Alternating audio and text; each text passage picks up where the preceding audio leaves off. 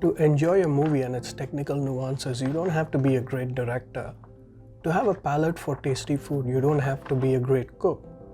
Similarly, to understand science and scientific concepts, you don't have to be a great scientist.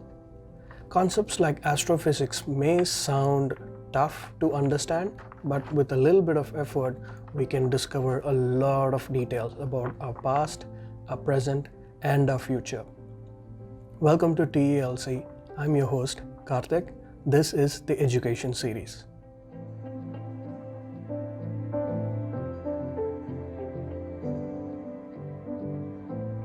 My fascination for science and science experiments started during my primary and high school days when I started watching a show called Beakman's World. I remember learning a lot of experiments that you can do at home. Two of the episodes stood out to me, and I vividly remember learning how to make fake glass, which movie makers use in action sequences where people can hit the glass and still they don't get hurt. Glass was made using just pure sugar, so you can break them and you can eat them as well, right?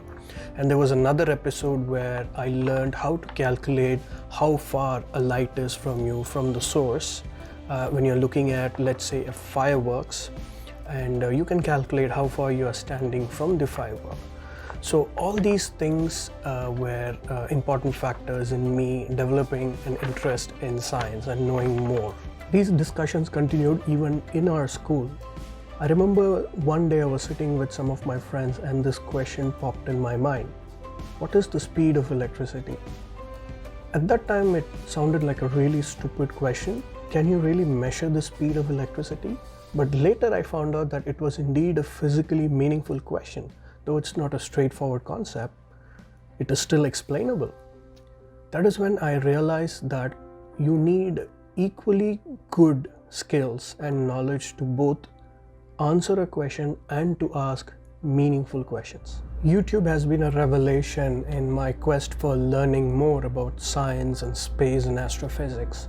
I started binge watching so many videos, discussions by scientists, documentaries on planets, deep space, on rovers, especially the Mars rover.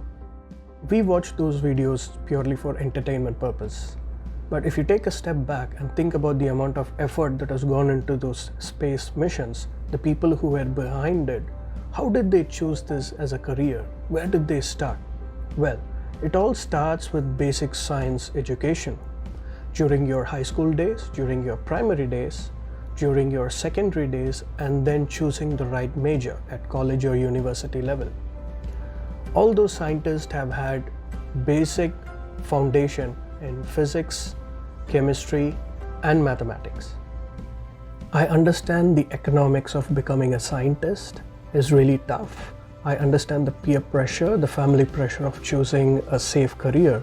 But through this video, if you were able to make a unique program choice, we'll be happy for you. You'll be surprised to know the number of specializations that are available with physics as a major. There is mathematical physics, there is nuclear physics, biomedical physics, there is even physics with business management specialization. If you would like to pursue any of these programs overseas, then you can contact our channel sponsor, Universal Immigration. Universal Immigration is a Canadian company based out in Brampton, Ontario, and they've helped thousands of students make a move to the country of their choice over the last 12 years. We'll leave their contact details in the description and get in touch with them if you want to make a move. Our idea of this series of video is to ignite constructive thoughts, and I hope it does. Thank you for watching, and I'll see you in the next one.